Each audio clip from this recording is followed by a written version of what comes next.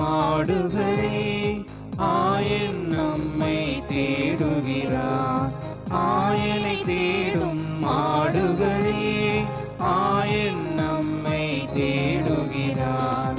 சிதறிய சிறுமந்தை நாமே, சிதறிய சிறுமந்தை நாமே, சேர்ந்தே அவரிடம் செல்வோம். சிறுமந்தையே சேர்ந்திடுவோம், இறையாட்சியை அமைத்திடுவோம். சிறுமந்தையே சேர்ந்திடுவோம், இறையாட்சியை அமைத்திடுவோம்.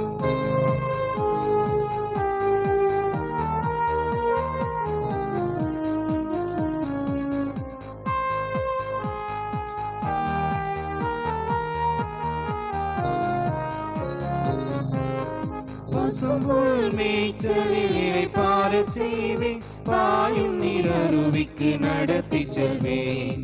பசும்புல் மேய்ச்சலில் இளைப்பாறச் செய்வேன், பாயும் நீரருவிக்கு நடத்தி செல்வேன். நலிவுற்றதும் வலுவற்றதும் களைப்புற்றதும் சோர்வுற்றதும் நிலை வாழ்விலே நிலை பெறச் செய்வேன். சிறுமந்தையே சேர்ந்திடுவோம், இறையாட்சியை அமைத்திடுவோம். சிறுமந்தையே சேர்ந்திடுவோம், இறையாட்சியை அமைத்திடுவோம்.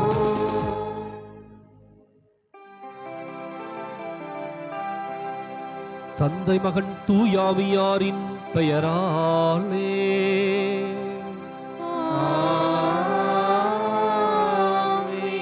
நமக்காக பலியாகி உயிர்த்தெழுந்த நம் தலைவராக இயேசு கிறிஸ்துவின் அருளும் கடவுளின் அன்பும் தூயாவியாரின் தோழமையும் உங்கள் அனைவரோடும் இருப்பதாக. ஆன்மாவோடும் இருப்பதாக. இயேசு கிறிஸ்து நன்றிக்குரிய அருமையான சகோதர சகோதரிகளே, உங்கள் அனைவரையும் இன்றைய 32வது வார ஞாயிறு கொண்டாட்டத்திற்கு வருக என அன்போடு அழைக்கின்றேன். தலைவர்கள் முதன்மையான இருக்குகளை தேடுகின்ற மனிதர்களாக அல்ல, அல்லது மதிப்பையும் மரியாதையும் தேடிக்கொண்டிருக்கின்ற தலைவர்களாக அல்ல, மாறாக பணி செய்கின்ற தலைவர்களை ஆண்டவர் இயேசு எதிர்பார்க்கின்றார். அது மாத்திரமல்ல, கொடுப்பதிலே நாம் உள்ளத்தையே கொடுக்கக்கூடிய மிக பெரும் வள்ளல்களாக மாற வேண்டும் என்பதையும் இயேசு இன்றைய நற்செய்தியிலே பதிவு செய்கின்றார். இன்றைக்கு உள்ளதிலிருந்து கொடுப்பதல்ல, உள்ளத்தையே கொடுத்து இருப்பவற்றை பிறரோடு பகிர்ந்து நம்முடைய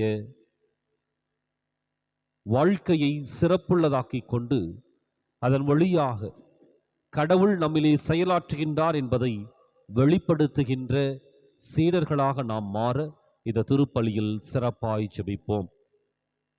இன்றைய திருப்பலியானது பட்டமரத்தார்வேடு ரத்னசாமி தெரசா கருத்துப்படி உத்தரிக்கின்ற ஆன்மாக்களுக்காக ஒப்புக் கொடுக்கப்படுகின்றது. சகோதர சகோதரிகளே, தூய மறை நிகழ்வுகளை கொண்டாட நாம் தகுதி பெறும் பொருட்டு நம் பாவங்களை ஏற்றுக்கொள்வோம்.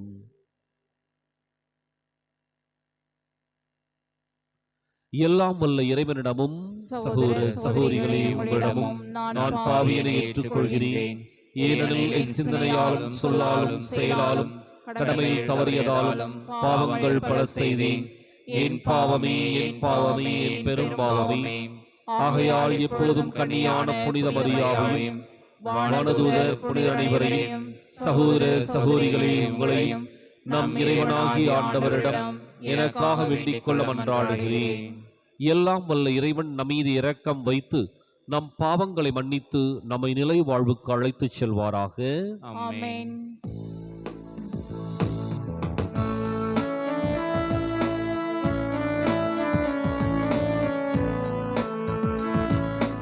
ஆண்டவரே இரக்கமாயிரும். ஆண்டவரே இரக்கமாயிரும். கிறிஸ்துவே இரக்கமாயிரும்.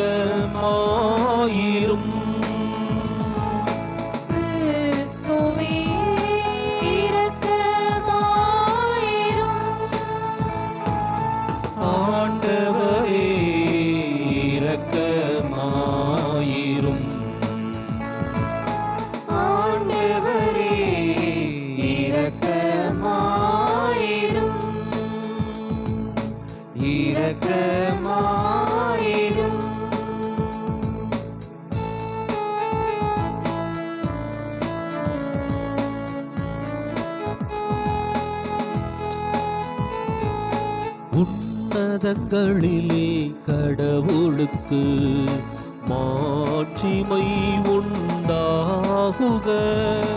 உலகினிலே நல் மனத்தோர்க்கு அமைதியாகுக. உம்மை புகழ்கின்றோம், உம்மை வாழ்த்துகின்றோம், உம்மை ஆராதிக்கின்றோம், உம்மை மாட்சிப்படுத்துகின்றோம். உமது மேலான மாட்சியின் பொருட்டு உமக்கு நன்றி கூறுகின்றோம். ஆண்டவராகிய இறைவா, வானுலக அரசரே, எல்லாம் வல்ல தந்தையாகிய இறைவா, ஒரே மகனாய் உதித்த ஆண்டவரே இயேசு கிறிஸ்துவே, ஆண்டவராகிய இறைவா, இறைவனின் செம்மறியே, தந்தையின் திருமகனே, தந்தையின் திருமகனே, உலகின் பாவங்களை போக்குபவரே, எங்கள் மேல் இரக்கமாயிரும். உலகின் பாவங்களை போக்குபவரே, எங்கள் மன்றாட்டை ஏற்றருளும். தந்தையின் வலப்பக்கம் வீற்றிருப்பவரே, எங்கள் மேல் இரக்கமாயிரும். ஏனெனில் இயேசு கிறிஸ்துவே, நீர் ஒருவரே தூயவர், நீர் ஒருவரே ஆண்டவர், நீர் ஒருவரே உன்னதர். தூய ஆவியாரோடு தந்தையாகிய இறைவனின் ஆட்சியில் இருப்பவர் நீரே.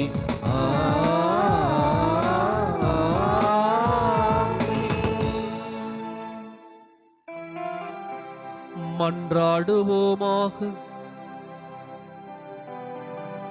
எல்லாம் வல்லவரும் இரக்கம் உள்ளவருமான இறைவா, எங்களுக்கு எதிரானவற்றையெல்லாம் கனிவுடன் அகற்றியருளும். அதனால் உள்ளத்திலும் உடலிலும் எழுகின்ற தடைகளை நீக்கி உவப்புடன் உமக்கு ஊழியம் புரிவோமாக. உம்மோடு தூயாவியாய் ஒன்றிப்பில் இறைவனாய் என்றென்றும் வாழ்ந்து ஆட்சி செய்கின்ற எங்கள் ஆண்டவரும் உம் திருமகனுமாகிய இயேசு கிறிஸ்து வழியாக உம்மை மன்றாடுகின்றோம்.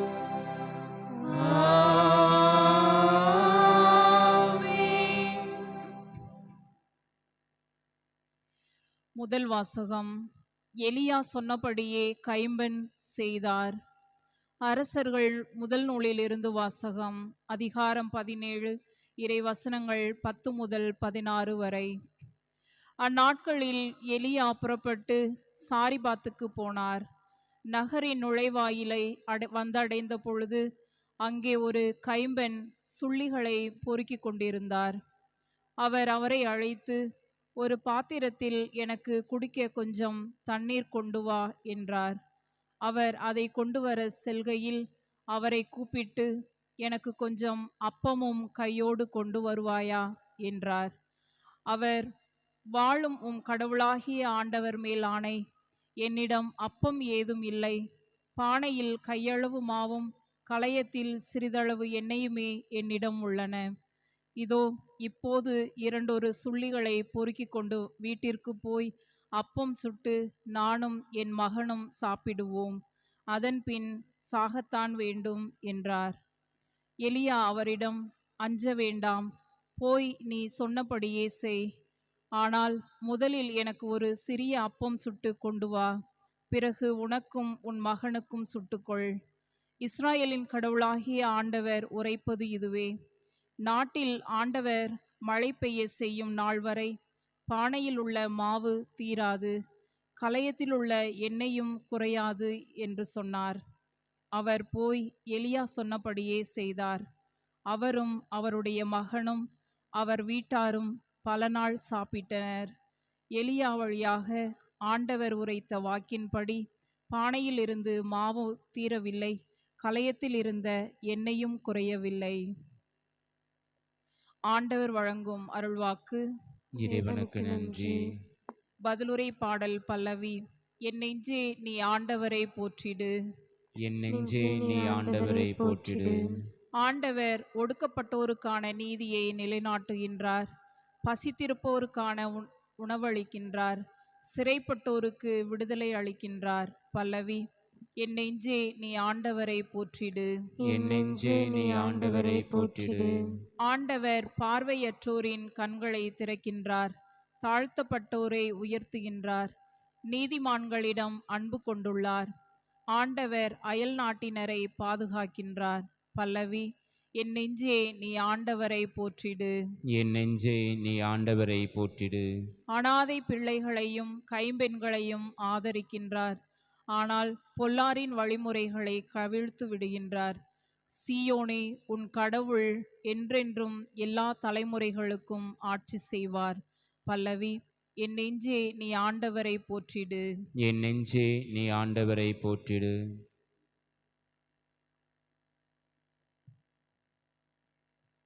இரண்டாம் வாசகம்.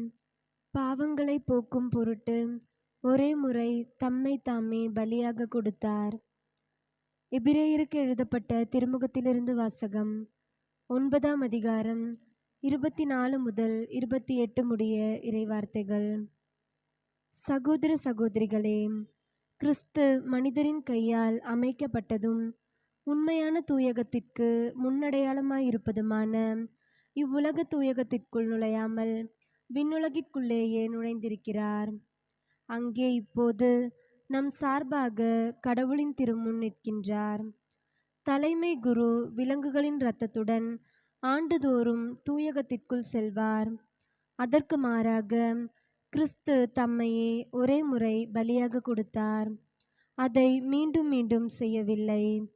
அவ்வாறு செய்தார் என்றால் உலகம் தோன்றிய காலந்தொட்டு அவர் மீண்டும் மீண்டும் துன்புற்றிருக்க வேண்டும். அதற்கு மாறாக உலகம் முடியும் காலமான இப்போது தம்மையே பலியாக கொடுத்து பாவங்களை போக்குவதற்காக ஒரே முறை உலகில் வெளிப்படுத்தப்பட்டார். மனிதர் ஒரே முறை சாவுக்கு உட்படுகின்றனர். பின்னர் இறுதி தீர்ப்பு வருகிறது. இதுவே அவர்களுக்கென உள்ள நியதி. அவ்வாறே கிறிஸ்துவும் பலரின் பாவங்களை போக்கும் பொருட்டு ஒரே முறை தம்மை தாமே பலியாக கொடுத்தார். அவர் மீண்டும் ஒரு முறை தோன்றுவார். ஆனால் பாவத்தின் பொருட்டு அல்ல, தமக்காக காத்திருப்பவர்களுக்கு மீட்பு அருளும் பொருட்டே தோன்றுவார். இது ஆண்டவர் வழங்கும் அருள்வாக்கு. இறைவனுக்கு நன்றி.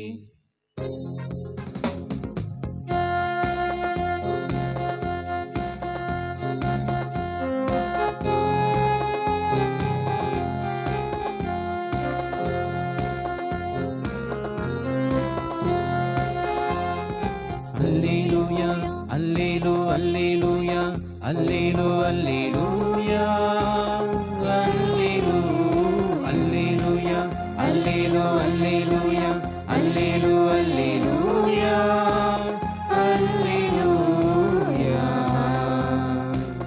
அல்லேலூயா. ஏழையரின் உள்ளத்தோ பேரு பெற்றோ, ஏனெனில் விண்ணரசு அவர்களுக்கு உரியது. அல்லேலூயா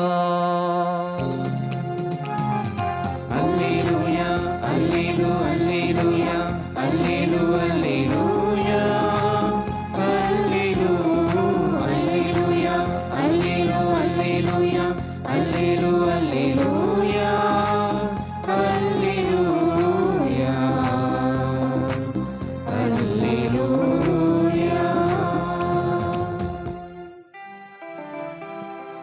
ஆண்டவர் உங்களோடு இருப்பாராக.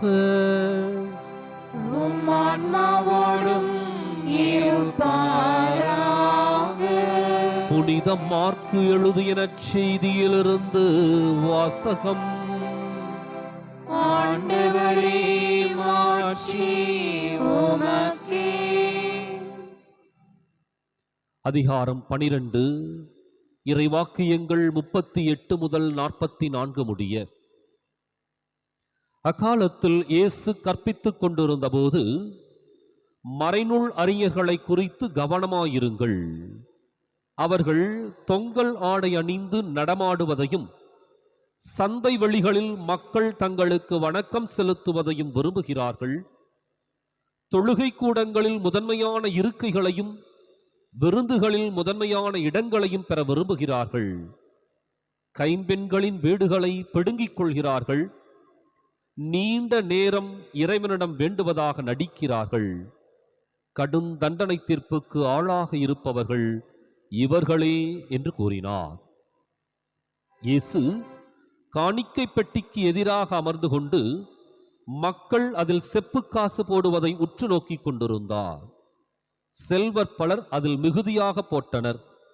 அங்கு வந்த ஓர் ஏழை கைம்பெண் ஒரு கொதிராந்துக்கு இணையான 2 காசுகளை போட்டார்.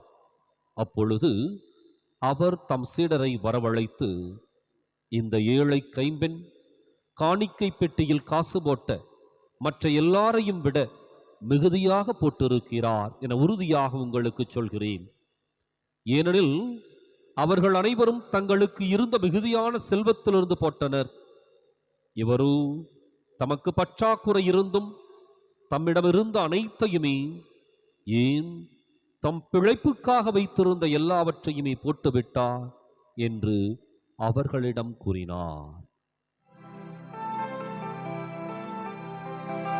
ஆண்டவரின் அருள்வாக்கு. கிறிஸ்துவே, உமக்கு புகழ்.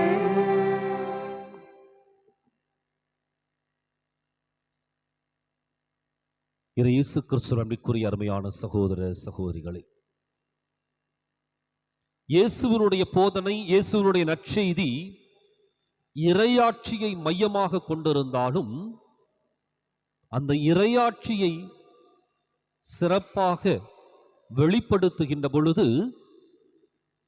எந்த சூழல், எப்படிப்பட்ட நிகழ்வுகள் அந்த இடத்திலும் அவரை சுற்றிலும் நடந்தனவோ அதை மையமாக வைத்து அந்த மக்களுக்கு இறையாட்சியை போதிக்கின்றார்.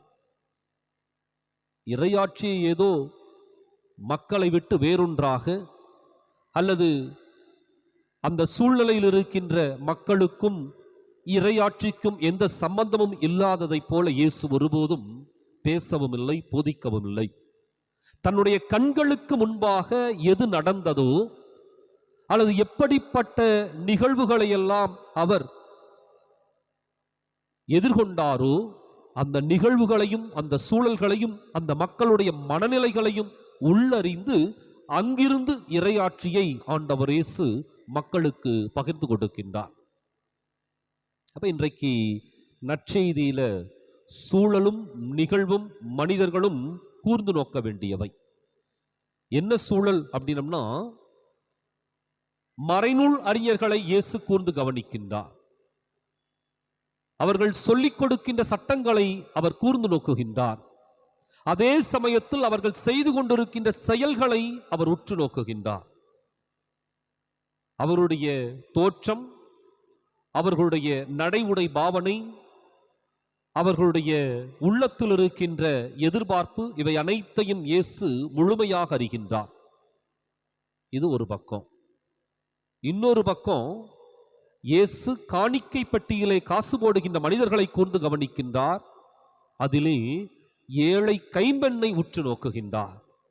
இப்படி பலதரப்பட்ட மனிதர்களை ஆண்டவர் இயேசு இன்றைய நற்செய்தியிலே கூர்ந்து கவனித்து அங்கிருந்து இறையாட்சியினுடைய விழுமியங்களை அவர் தொகுத்தும் வகுத்தும் கொடுக்கின்றார். அப்போ இந்த இடத்துலதான் இறையாட்சி அல்லது இறையாட்சியை பின்பற்றி வருகின்ற ஆன்மீகம் எப்படிப்பட்டதாக இருக்க வேண்டும் என்பதை தெளிவுபடுத்துகின்றார். இந்த மறைநூல் அறிஞர்களை பொறுத்த வரைக்கும் அவர்கள் தொங்கலாடை அணிகின்றார்கள், சந்தை வெளிகளில் மக்கள் தங்களுக்கு வணக்கம் செலுத்துவதை விரும்புகின்றார்கள், தொழுகை கூடங்களில் முதன்மையான இருக்கைகளையும் விருந்துகளிலே முதன்மையான இடங்களையும் விரும்புகிறார்கள். ஆனால் அதே சமயத்தில் கைம்பெண்களுடைய வீடுகளை பிடுங்கிக் கொள்கின்றார்கள்.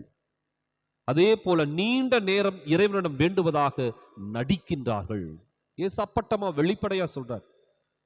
எந்த செயலை செய்து கொண்டிருந்தார்களோ அந்த செயலை குறிப்பிட்டு சொல்லுகின்றார். எனவே இந்த சமுதாயத்திலே இருக்கின்ற அந்த தலைவர்களுடைய மனநிலையை அவர் படம் பிடித்து காட்டுகின்றார். ஐயோ, இவர்கள் என்ன சொல்வார்களோ அல்லது நம்மை என்ன செய்து விடுவார்களோ என்று சொல்லி இயேசு ஒருபோதும் பயப்படவில்லை, அச்சப்படவில்லை. எனவே இறையாட்சியை மையமாக வைத்து அதை பின்பற்றுகின்ற ஆன்மீகம் எப்படி இருக்க வேண்டும் என்பதை இந்த ஒரு சூழலுக்குள் இயேசு முன்னிறுத்துகின்றார். அப்போ ஆன்மீகம், இறையாட்சியை பின்பற்றுகின்ற ஆன்மீகம் எப்படி இருக்க வேண்டும்? மறைநூல் அறிஞருடைய வாழ்க்கையிலிருந்து கற்றுக்கொள்ள வேண்டியவை.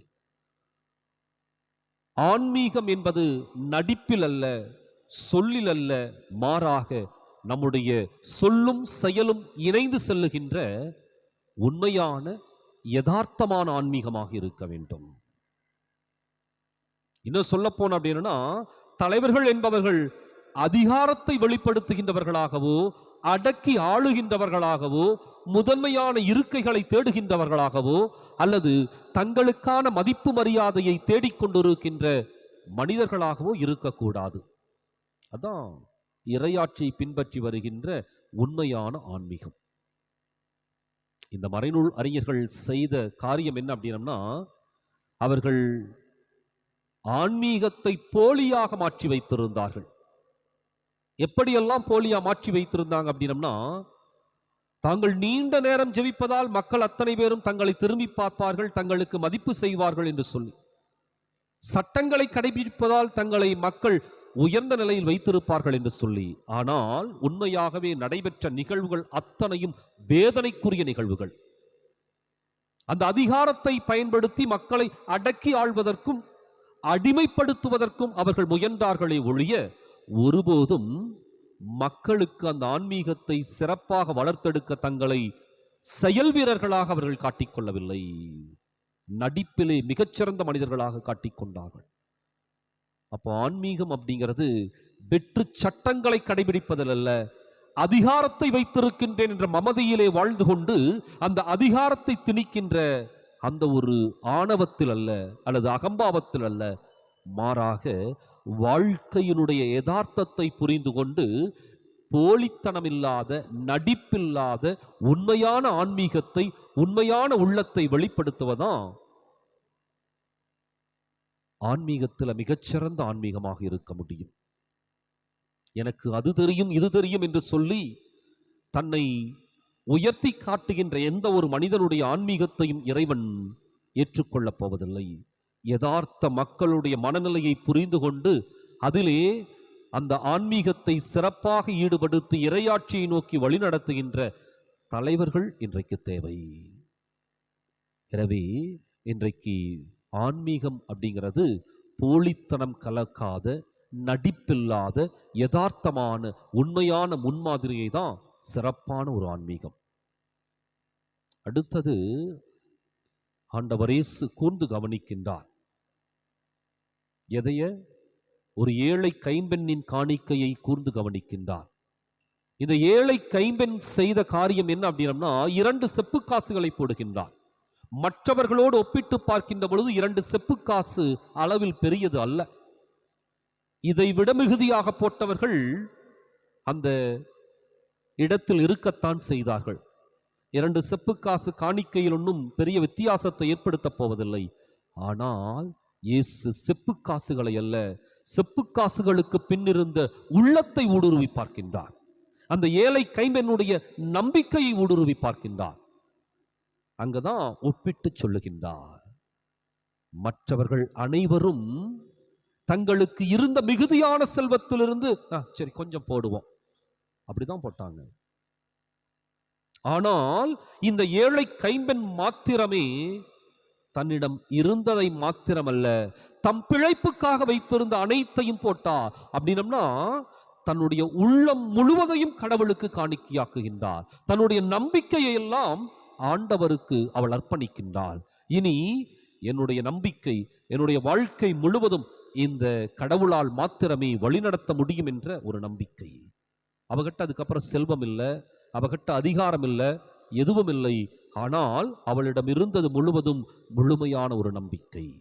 எனவே ஆன்மீகம் என்பது அடிப்படையில் எந்த நம்பிக்கையை எங்கே வைத்திருக்கின்றோம் என்பதை பொறுத்து அமைகின்றது. மிகுதியாக கொடுப்பது, குறைவாக கொடுப்பது என்ற அளவில் அல்ல, மாறாக எதை கொடுப்பது அப்படிங்கிற ஒரு அடித்தளத்துல தான் ஆன்மீகம் அமைந்திருக்கின்றது. ஏழை கைம்பெண் அழகான ஒரு ஆன்மீகத்தை அவள் வெளிப்படுத்தினாள். நம்பிக்கை அப்படிங்கிறது ஆன்மீகத்தினுடைய மிகச்சிறந்த ஒரு அடித்தளம். கடவுள் மீது வைத்திருந்த முழுமையான நம்பிக்கையை தன்னுடைய 2 செப்பு காசுகள் வழியாக அவள் தெரிவித்தாள். அப்போ ஆன்மீகம் என்பது கொடுப்பதிலே அடங்கி இருக்கின்றது, கொடுக்கின்ற மனதிலே அடங்கி இருக்கின்றது, கொடுக்கின்ற மனதை முழுமையாக அர்ப்பணிப்பதிலே அடங்கி இருக்கின்றது. இன்றைக்கு நாம் சிந்தித்து பார்ப்போம். ஆன்மீகத்தை வாடிக்கைக்காகவும் வேடிக்கைக்காகவும் சடங்குகளுக்காகவும் சம்பிரதாயங்களுக்காகவும் இல்லை, சடங்குகளை கடந்த ஒரு ஆன்மீகத்தை அந்த ஏழை கைம்பெண் வெளிப்படுத்தினாள். 10 1 பங்கு என்றிருந்தால் நிச்சயமாக அவளுக்கு இந்த 2 செப்பு காசுகள் வாழ்க்கை முழுவதற்குமான, அதாவது அந்த பிழைப்பு அன்றைய தினம் தேவையான ஒன்று. அதுல ஒரு சிறிய ஒரு எண்ணிக்கையில கொடுத்திருக்கலாம், ஆனால் அன்றைக்கு அவள் வாழ்க்கை முழுவதையும் கொடுத்தாள். அதான் உண்மையான நேர்மையான ஒரு ஆன்மீகம்.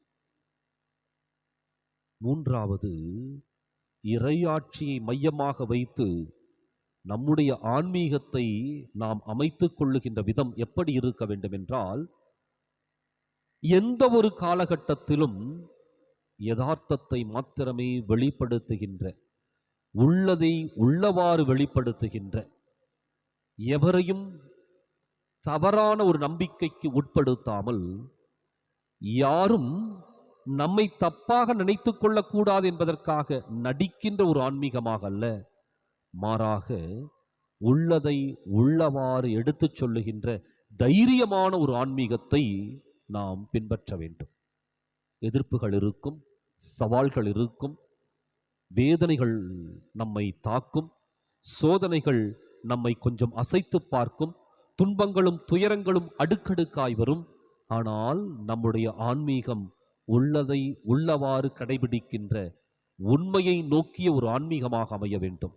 எனவே இன்றைக்கு சட்டங்கள், சம்பிரதாயங்கள், சடங்குகள், மதிப்பு, மரியாதை போன்ற போலித்தனமான மறைநூல் அறிஞருடைய அல்லது பரிசேயருடைய ஆன்மீகத்தை போலல்ல, மாறாக ஏழை கைம்பெண் யதார்த்தத்தை வெளிப்படுத்திய, உள்ளதை உள்ளவாறு வெளிப்படுத்திய அந்த ஆன்மீகத்தை, அதே சமயத்தில் எதிர்ப்புகளுக்கு மத்தியிலும் துன்பங்களுக்கு மத்தியிலும் இயேசுவினுடைய வழியை பின்பற்றுகின்ற உண்மையான ஆன்மீகத்தை நாம் கடைபிடிக்க, அதன் வழியாக இறையாட்சியை இந்த மண்ணிலே நிறுவ இந்த திருப்பலியில் தொடர்ந்து மன்றாடுவோம்.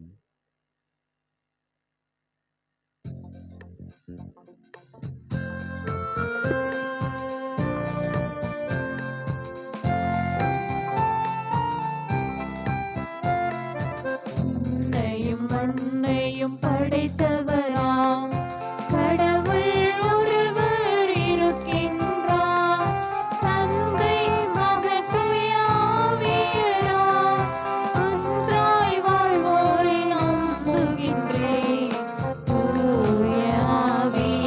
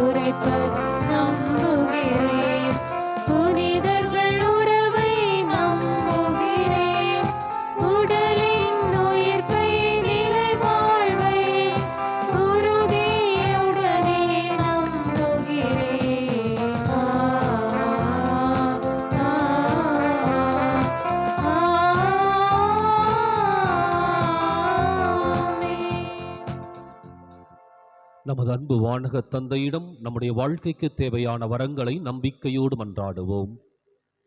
நல்ல ஆயனேயம் இறைவா, எம் தாய் திருச்சபையை வழிநடத்தி கொண்டிருக்கும் திருத்தந்தை, ஆயர்கள், குருக்கள், துறவரத்தார் அனைவரும் இறையாட்சியின் விழுமியங்களை இறை மக்களில் விதைத்து அவர்களை நன்கு வளர செய்து திருச்சபையை மென்மேலும் வலுப்படுத்த வேண்டுமென்று உம்மை மன்றாடுகின்றோம்.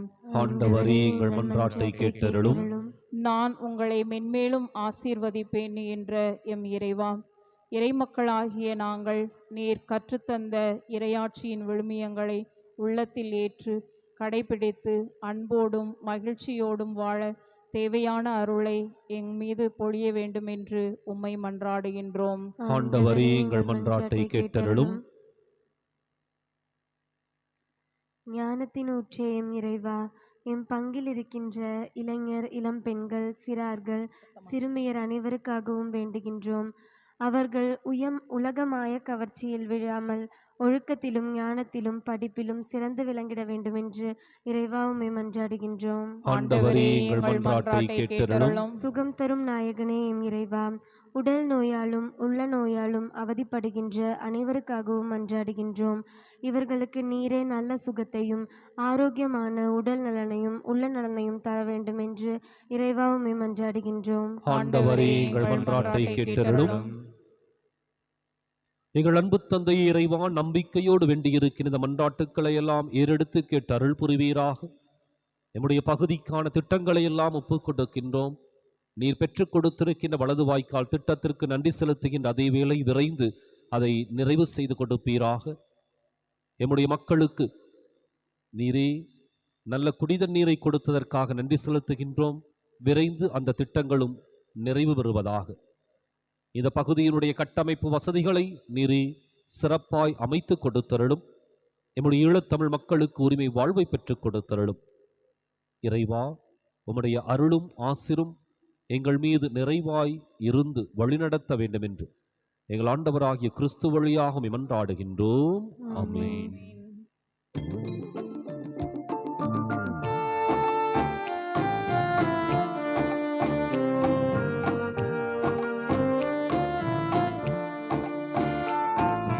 பலியினில் கலந்திடுவேன், என்னை பலியாக தந்திடுவேன். பலியினில் கலந்திடுவேன், என்னை பலியாக தந்திடுவேன்.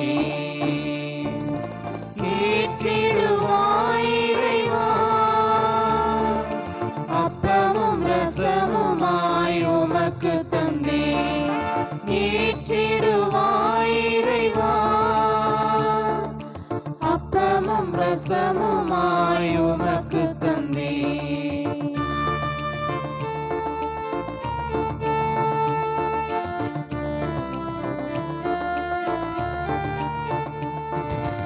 என்னை உமக்காக படைத்தவரே, என் கண்ணாய் நாளும் இருப்பவரே.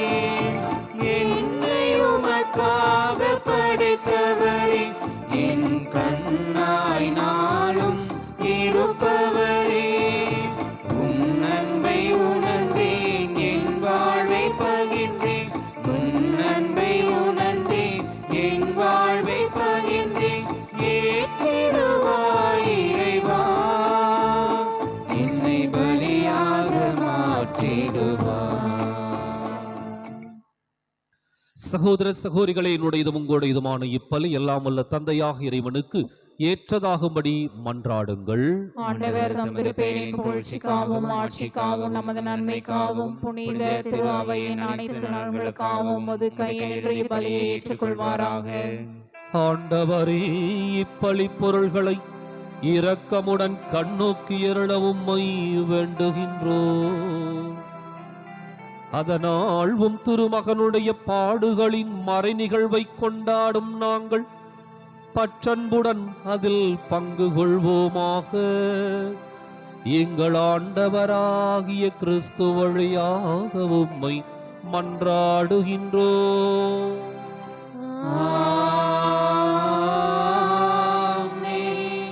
ஆண்டவர் உங்களோடு இருப்பாராக. உம்மான்மாவோடும் இருப்பாராக. இதயங்களை மேலே எழுப்புங்கள், ஆண்டவரிடம் எழுப்பியுள்ளோம். நம் இறைவனாகிய ஆண்டவருக்கு நன்றி கூறுவோம். அது தகுதியும் நீதியும் ஆனதே. ஆண்டவரே, தூயவரான தந்தையே, என்றும் உள்ள எல்லாம் வல்ல இறைவா, எந்நாளும் எவ்விடத்திலும் நாங்கள் உமக்கு நன்றி செலுத்துவது மெய்யாகவே தகுதியும் நீதியுமாகும், எங்கள் கடமையும் மீட்புக்கு உரிய செயலுமாகும். நாங்கள் வாழ்வதும் இயங்குவதும் இருப்பதும் உம்மிலேதான். இந்த உடலோடு வாழ்கையில் உமது பரிவிரக்கத்தின் பயன்களை மட்டுமே நாங்கள் நாள்தோறும் அனுபவிப்பதோடன்றி இப்பொழுதே நிலை வாழ்வின் பிணையையும் கொண்டுள்ளோம். ஏனெனில் ஆவியாரின் முதற்கனிகளை பெற்றுள்ள நாங்கள் பாஸ்கா மறை நிகழ்வின் பயன் எங்களுக்கு என்றும் உண்டு என நம்புகின்றோம். அந்த ஆவியார் வழியாகவே நீரே சுவை சாவி நின்று உயிர்த்தெழச் செய்தீர்.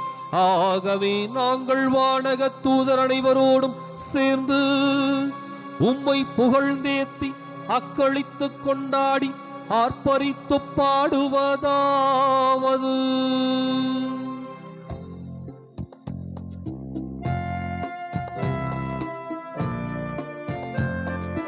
தூயவர் தூயவர் தூயவர், வான்படைகளின் கடவுளாம் ஆண்டவர்.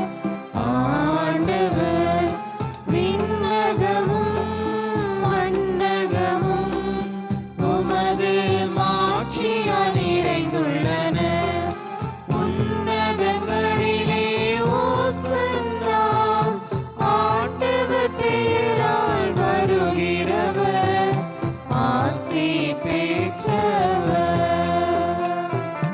உன்னதங்களிலே ஓசன்னா, உன்னதங்களிலே ஓசன்னா.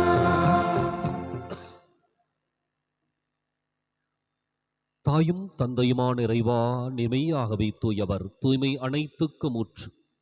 ஆகவே உம்முடைய ஆவியை பொழிந்து இக்காணிக்கைகளை தூய்மைப்படுத்தமை வேண்டுகின்றோம். இவ்வாறு எங்கள் ஆண்டவர் இயேசு கிறிஸ்துவின் உடலும் இரத்தமுமாக எங்களுக்கு இவை மாறுவனவாக.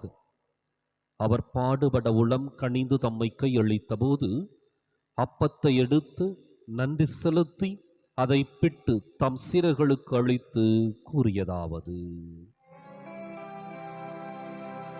அனைவரும் இதிலிருந்து பெற்று உண்ணுங்கள், ஏனெனில் இது உங்களுக்காக கையளிக்கப்படும் என் உடல்.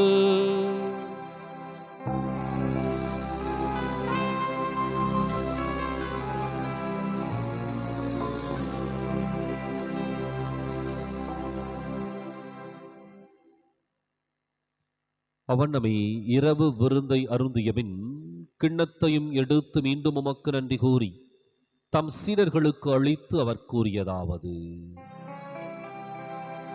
அனைவரும் இதிலிருந்து பெற்று பருகுங்கள், ஏனெனில் இது புதிய நிலையான உடன்படிக்கைக்கு உரிய என் இரத்தத்தின் கிண்ணம். இது பாவ மன்னிப்புக்கென்று உங்களுக்காகவும் பலருக்காகவும் சிந்தப்படும். இதை என் நினைவாக செய்யுங்கள்.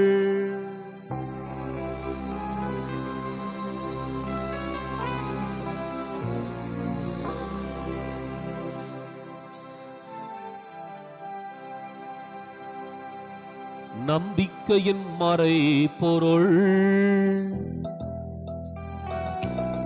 ஆண்டவரே, நீர் வருமளவும் உமது இறப்பினை அறிக்கை இடுகின்றோம், உமது உயிர்ப்பினையும் எடுத்துரைக்கின்றோம். ஆகவே ஆண்டவரே, நாங்கள் கிறிஸ்துவின் இறப்பினையும் உயிர்ப்பினையும் நினைவு கூர்ந்து வாழ்வு தரும் அப்பத்தையும் மீட்பளிக்கும் கிண்ணத்தையும் உமக்கு ஒப்புக் கொடுக்கின்றோம். உம் திருமுன் நின்று உமக்கு ஊழியம் புரிய தகுந்தவர்கள் எங்களை ஏற்றுக்கொண்டீர். எனவே உமக்கு நன்றி செலுத்துகின்றோம். மேலும் கிறிஸ்துவின் உடலிலும் இரத்தத்திலும் பங்கு கொள்ளும் எங்களை தூய ஆவியார் ஒன்று சேர்க்க வேண்டுமென உம்மை தாழ்மையுடன் மன்றாடுகின்றோம். ஆண்டவரே, உலகெங்கும் பரவியிருக்கும் அது திரு அவையை நினைவு கூர்ந்தருளும். எங்கள் தலைமை தந்தை பிரான்சிஸ், எங்கள் மறைமாவட்ட தலைமை தந்தை பீட்டர் அபீர், எல்லா திருநிலையினராகிய அனைவரோடும் உமது திரு அவை அன்பில் நிறைவு பெறச் செய்தருளும். மேலும் உயிர்த்தெழும் எதிர்நோக்குடன் துயில் கொள்ளும் எங்கள் சகோதரர் சகோதரிகளையும்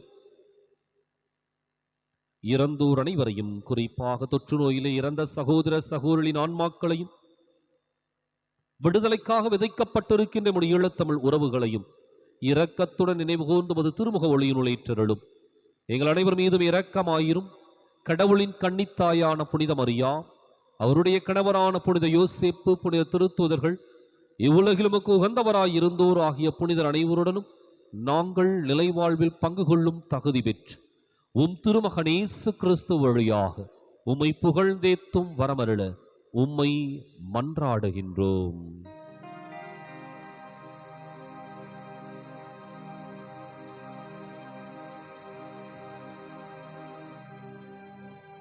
இவர் வழியாக இவரோடு இவரில் எல்லாம் வல்ல இறைவனாகிய தந்தையே, தூய ஆவியாரின் ஒன்றிப்பில் எல்லா புகழும் ஆட்சியும் என்றென்றும் உமக்கு உரியதே.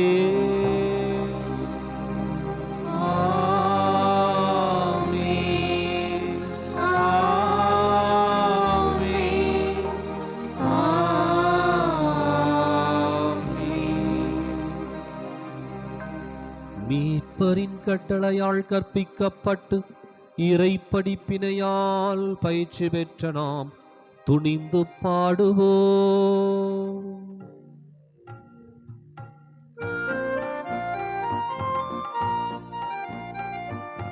விண்ணுலகில் இருக்கின்ற எங்கள் தந்தையே, உமது பெயர் தூயதென போற்றப் பெறுக. உமது ஆட்சி வருக. உமது திருவுளம் விண்ணுலகில் நிறைவேறுவது போல மண்ணுலகிலும் நிறைவேறுக. எங்கள் அன்றாட உணவை என்று எங்களுக்கு தாரும். எங்களுக்கு எதிராக குற்றம் செய்வோரே நாங்கள் மன்னிப்பது போல எங்கள் குற்றங்களை மன்னியும். எங்களை சோதனைக்கு உட்படுத்தாதேயும், தீமையிலிருந்து எங்களை விடுவித்தருளும். ஆண்டவரே, தீமை அனைத்திலிருந்தும் எங்களை விடுவித்து எங்கள் வாழ்நாளில் அமைதியை கனிவுடன் அருள உம்மை மன்றாடுகின்றோம். உமது இரக்கத்தின் உதவியால் நாங்கள் பாவத்திலிருந்து எப்போதும் விடுதலை பெற்று யாதொரு கலக்கமுமின்றி நலமாயிருப்போமாக. நாங்கள் எதிர்நோக்கி இருக்கும் பேரின்பத்துக்காகவும் இம்மீட்பராகிய இயேசு கிறிஸ்துவின் வருகைக்காகவும் காத்திருக்கின்றோம். ஏனெனில் ஆட்சியும் வல்லமையும் மாட்சியும் என்றென்றும் உமதே. ஆண்டவரே இயேசு கிறிஸ்துவே, அமைதியை உங்களுக்கு விட்டுச் செல்கின்றேன், என் அமைதியையே உங்களுக்கு அளிக்கின்றேன் என்றும் திருத்தூதர்களுக்கு மொழிந்தீரே. எங்கள் பாவங்களை பாராமல் உமது திரு அவை நம்பிக்கையை கண்ணோக்கி உமது திருவுளத்துக்கு ஏற்பதற்கு அமைதியையும் ஒற்றுமையும் அளித்தருள்வீராக. என்றென்றும் வாழ்ந்து ஆட்சி செய்கின்றவர் நீரே. ஆமென். ஆண்டவருடைய அமைதி உங்களோடு என்றும் இருப்பதாக. உம் ஆன்மாவோடும் இருப்பதாக. ஒருவருக்கொருவர் அமைதியை பகிர்ந்து மகிழ்வோம்.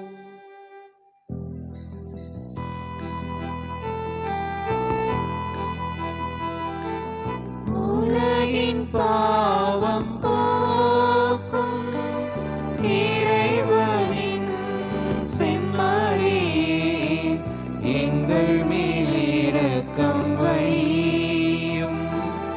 உலகின் பாவம் போக்கும் இறைவனின் செம்மறியே, எங்கள் மேல் இரக்கம் வையும்.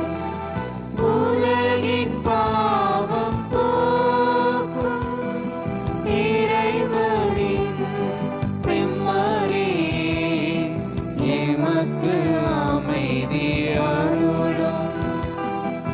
எமக்கு அமைதி அருளும். இதோ இறைவனின் செம்மறி, இதோ உலகின் பாவங்களை போக்குகின்றவர். இந்த செம்மறியின் விருந்துக்கு அழைக்கப் பெற்றோர் பேறு பெற்றோர். ஆண்டவரே, நீர் என் நிலத்தில் எழுந்தருளி வர நான் தகுதியற்றவள். ஒரு வார்த்தை மட்டும் சொல்லியெல்லாம் எனது ஆன்மா நலமடையும்.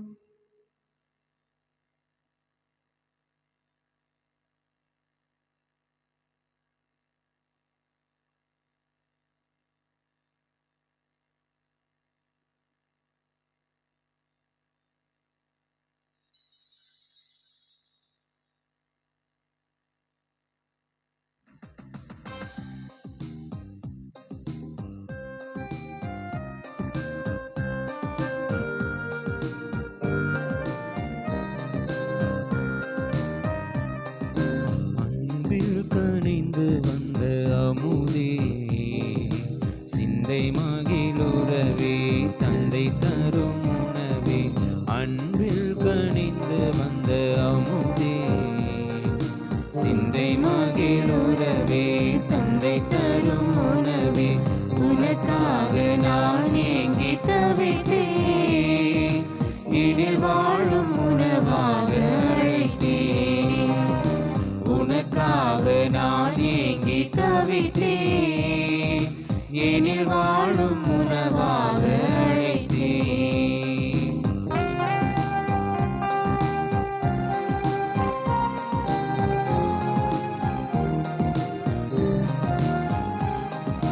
விருந்தாக வரும் தேவன் உனை காண்கையில், வரும் தாகம் பசியாவும் பரந்தோடுதே.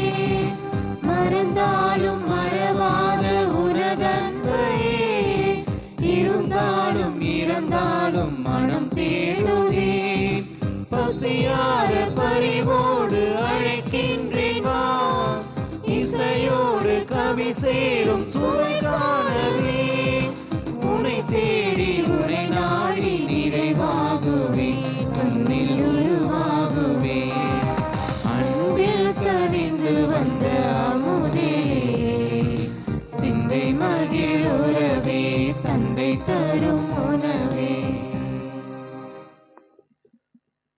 இயேசு கிறிஸ்துவிற்குரிய அருமையான சகோதர சகோதரிகளே, ஸ்கை டிவி நேயர்களே, யூடியூப் சேனல் அன்பர்களே, உங்கள் அனைவரையும் மனமாற வாழ்த்துகின்றேன். தொடர்ந்து நீங்கள் கொடுத்து கொண்டிருக்கின்ற எல்லா ஒத்துழைப்பிற்கும் ஆதரவிற்கும் மனமார்ந்த வாழ்த்துக்களை தெரிவித்துக் கொள்ளுகின்றேன். தொடர்ந்து உங்களுடைய தாராள நன்கொடைகளை கொடுத்து உதவும்படி அன்போடு வேண்டுகின்றேன். ஒவ்வொரு இறையிறக்க நவநாளும் அல்லது திருப்பலியும் ஜெபமாலையும் சிறப்பாக வெளிவர மிகுந்த ஒரு பொருட்செலவு உள்ளது. எனவே இதனை மேற்கொள்ள உங்கள் ஒவ்வொருவருடைய தாராள நன்கொடைகளை கொடுத்து உதவுங்கள். ஒருவேளை அது கூகுள் பே வழியாகவோ அல்லது நேரடியாக என்னையோ சந்தித்து கொடுக்கும்படியாகவும் உங்களை அன்போடு வேண்டுகின்றேன். மன்றாடுவோமாக. ஆண்டவரே, உமது புனித கொடையால் ஊட்டம் பெற்ற நாங்கள் கனிவுடன் உம்மை மன்றாடி நன்றி கூறுகின்றோம். இவ்வாறும் ஆவியாரின் பொழிவால் நாங்கள் விண்ணக ஆற்றல் பெற்று உண்மையான அருள் வாழ்வில் நிலைத்து நிற்கச் செய்வீராக. எங்கள் ஆண்டவராகிய கிறிஸ்து வழியாக உம்மை மன்றாடுகின்றோம்.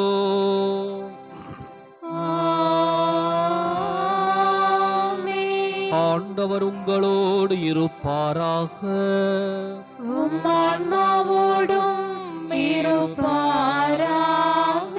எல்லாம் வல்ல இறைவன் தந்தை, மகன், தூயாவியார் உங்களுக்கு ஆசி வழங்குவாராக.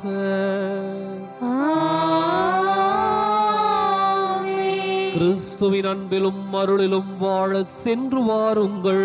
திருப்பலி நிறைவேறிற்று.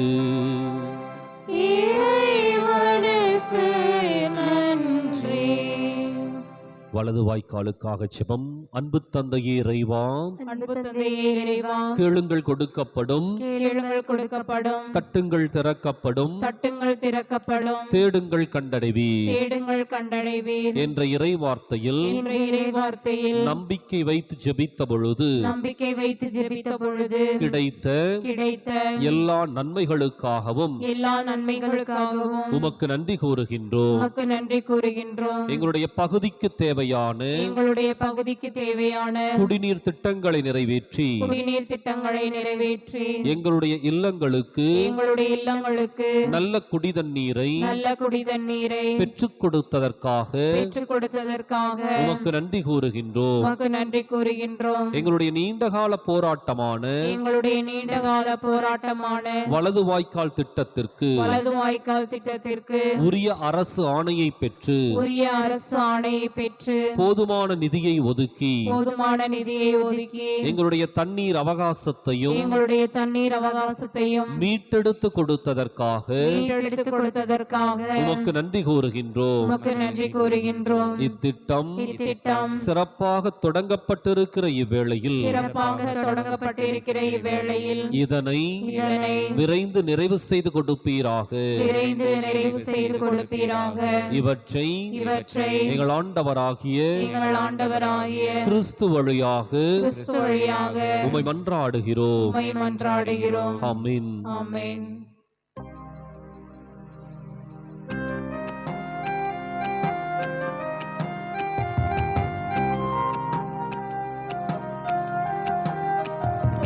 மனசெல்லாம் மெல்ல மெல்ல மறியே உன் பேரை சொல்ல அகமே அகமே அருள் நிறையுதம்மா. பூக்கும் நந்தவனம் போலெந்தன் மனம் தினம் அருளால் அருளாலமா உன்னருளால் கைத்தாளம் போடுவோம், மகிழ்ந்து கூடுவோம், எக்காலம் பூதுவோம், புகழ்ந்து பாடுவோம், ஜெபமாலை சூட்டி மங்களங்கள் கூறுவோம். மனசெல்லாம் மெல்ல மெல்ல மறியே உன் பேரை சொல்ல அகமே அகமே அருள் நிறையுதம்மா.